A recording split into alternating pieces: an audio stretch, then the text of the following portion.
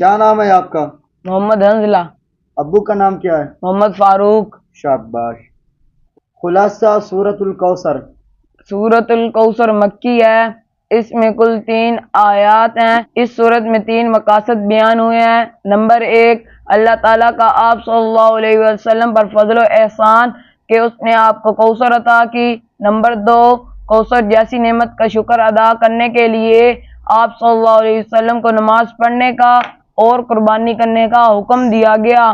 Number 3، آپ صلی اللہ علیہ وسلم کو یہ بشارت سنائی گئی کہ آپ کے دشمن ذلیل و خوار ہوں گے اور ان کا نام و نشان تک مٹ جائے گا۔